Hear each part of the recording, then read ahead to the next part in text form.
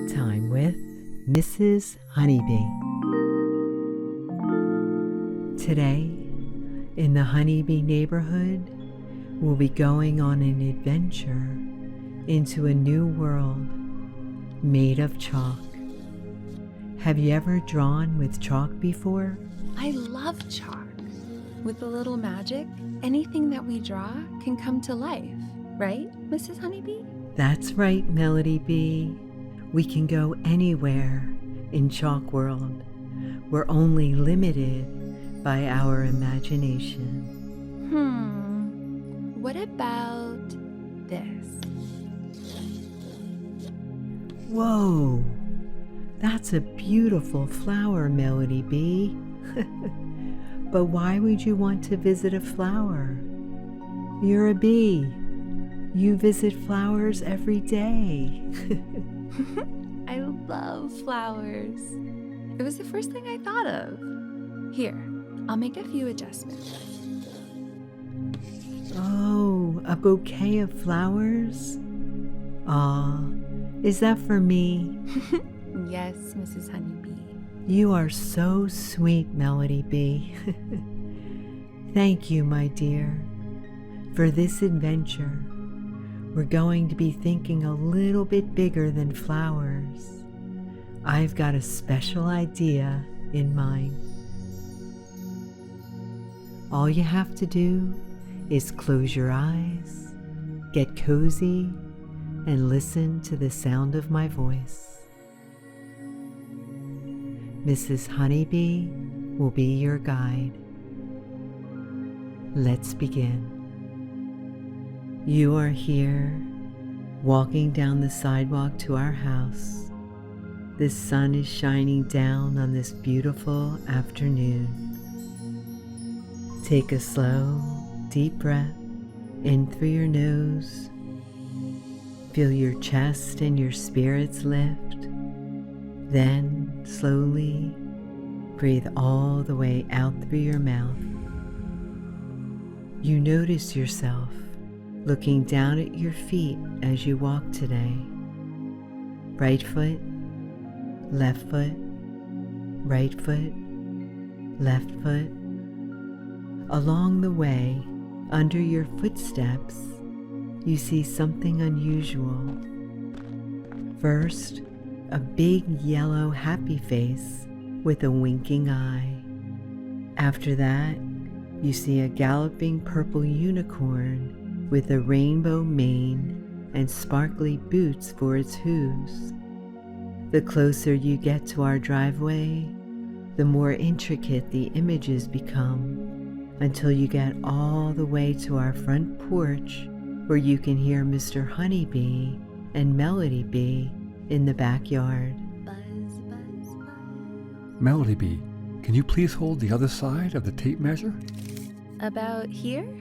Or is that too big for the squashes? You said zucchini likes to spread out with big leaves, right? Oh yeah, definitely. Zucchini leaves are so big that they conceal the squash from birds and other hungry friends.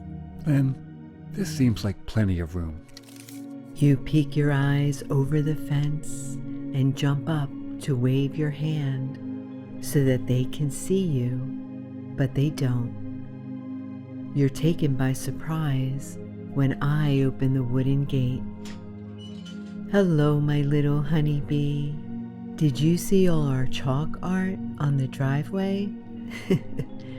Mr. Honeybee, Melody Bee, Harold, our little honeybees here. Hello, my little honeybee. Here's a piece of chalk.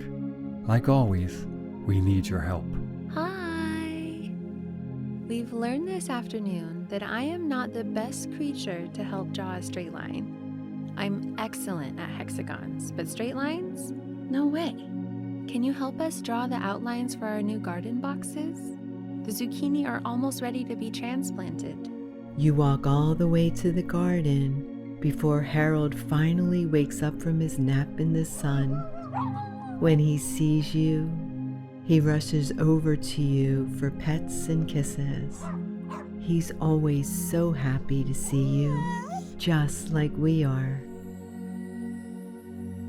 With Harold at your feet, you walk over to the patch of grass where the garden boxes will go and help Mr. Honeybee trace out a perfectly straight line that will form the edge. While you're doing that, Melody Bee is over in the sandy soil where she grows succulents, drawing something of her own. Look at this. I drew us a new friend. I call her Rosie. She's a rose, but with hands and feet and a big smile. Rosie lives in a rose garden that lost its color, but because she's so bright and smiley and happy, she brings the color right back. Hello, Rosie. It's nice to meet you. We're the honeybees. Here, let's see what I can draw. Mr. Honeybee grabs as many colors as he can hold in 2 hands, then gets to work. First, he draws a circle for a head with a little yellow antenna at the top. He draws another circle for feet because this friend rolls everywhere he needs to go. He draws a little red heart in the center of his belly. Mr. Honeybee finishes the details of a robot he's just about finished prototyping. The chalk he used has ground down to stumps against the sandy soil. When Mr. Honeybee finishes drawing, he stands back to present a new friend. I call him Roger. Roger Robot. Roger that. Mr. Honeybee wipes the palm of his hands together, and clouds of chalk dust fill the air, surrounding us like fog. When the dust settles, we look around to see who said that, but don't see anyone. We look back at the chalk drawing of the robot, Roger Robot, and see that he's changed positions.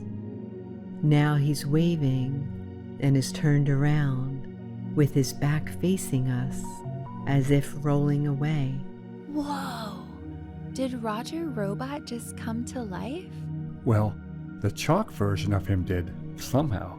But he seems to have rolled away. Roger, come back. I just need a few more pieces and your prototype should be finished. Can you help? We look down at the chalk-drawn robot, which is laying perfectly still on the sandy soil. A light breeze kicks up and blows his antenna away into the garden. Aww. Bye for now, Roger. I'm sure you'll figure out how to bring Roger to life, Mr. Honeybee. You're a tinkerer extraordinaire. Maybe Roger went into the mysterious chalk world. Oh, I know that one. It's the world that waits in the palm of our hands and beneath our feet. We see them all over the Honeybee neighborhood. You try, Mrs. Honeybee. Take us somewhere far, far away. I think I can think something up. I pick up some of the chalk and hand some for you to help.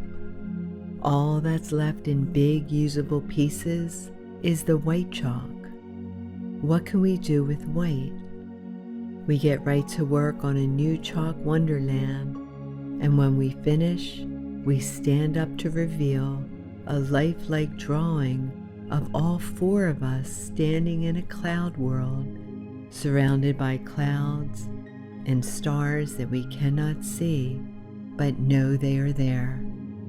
We wipe our palms together to get the chalk dust off of them, and once again, chalk dust surrounds us like a fog. Before we realize what happened, we look down to see that we are now standing on puffy white clouds. But they don't look like regular clouds. They're the chalky clouds that we drew. Not only are we standing on them, but we can jump and twirl too. That's when we realize that we aren't quite ourselves. Now we're chalk people with colorful, chalky outlines. Mrs. Honeybee, my dear, did you forget to draw my ear? Look, I only have one. I'm so sorry, Mr. Honeybee. Here, let me draw you another one. I reach out and begin drawing Mr. Honeybee an ear, but not just any ear. He will now have one giant, floppy elephant ear that has an earring. Well, I guess this works. Ooh, I need some ears. You can't really see mine. Will you help me draw ears for Melody Bee, my little honeybee? Together, we draw Melody Bee 2 bunny ears on the top of her head. Hey, look at these. Wait, I don't know how bunnies do this. These get in the way of my antenna. All I'm gonna pick up is static now. Where do bunnies keep their antennas? I don't think bunnies have antennas, Melody Bee. Sure they do. They're probably just hidden like my ears. Where are we gonna go next? I have my ears on. I'm ready for anything. Oh, I know. The chalk version of Mr. Honeybee begins to draw, but hides what he's drawing from us, so it's a surprise. While we wait, we jump and play in the chalk clouds that are just as soft and puffy as real clouds. Take a slow, deep breath in through your nose. Feel your chest expand out round, making more and more room for your breath. Then, slowly breathe all the way out through your mouth. You can jump up high into the sky from the cloud and bounce like you're on a trampoline.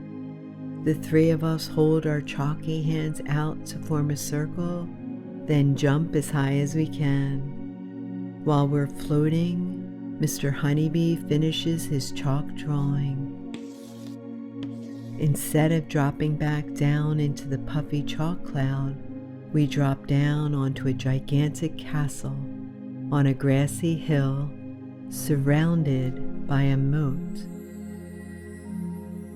We land on the roof of the castle and run over to the wall to peek over. When we look down, that's where Mr. Honeybee presents the dragon protector he drew. This is Cecil the Sizzler. Cecil the Sizzler immediately shows us why she's named that and lets out a fiery roar. She alone is in charge of protecting us and this castle up on the hill. On the opposite wall, there's an old door. We creak it open, wondering where it leads. Because it's so dark, Melody Bee draws us a single candle on a tiny golden plate so we can walk down the stairs slowly, watching our step. Right foot, left foot, right foot, left foot. When we get to the bottom of the spiral stairs, we open 2 humongous doors onto a luxurious palace that is fit for royalty. We look out the window and see Cecil diligently protecting us, but on the other side of the castle, we see our horses. Mr. Honeybee thought we could have some fun today, so he also drew us to be knights in shining armor. Armor appears plate by plate and fortifies you in this chalky castle world. Take a slow, deep breath in through your nose and strengthen every single one of your muscles. Feel how strong you are as a knight in shining armor. Then, slowly Breathe all the way out through your mouth and let your body be squishy in your armor. Our horses approach the door as we walk out to their stables. I quickly draw some carrots to offer our hungry horses before we take off on a nightly mission to rescue a prince and a princess who have been tricked by a devious forest fairy. We ride our chalky horses through the forest, jumping over streams and fallen trees. When we get to the pit where the princess and prince are stuck, we dismount our horses and pull them out. They are so grateful to be saved. They think we deserve to relax after such an important mission. So the prince and princess take some chalk and draw us something special. An island paradise with plenty of sunshine and crystal blue water. When they finish the drawing and wipe their palms together, the chalk dust surrounds us like a cloud, and we're off into another world before we can even wave goodbye. We land in the sand and enjoy the warm sunshine on our faces. As the waves roll in and crash on the sandy shore, we prop ourselves up on our elbows and realize that we miss our furry friend Harold. Adventures are so much more fun with him around. How can we get out of the chalk world once we're in it?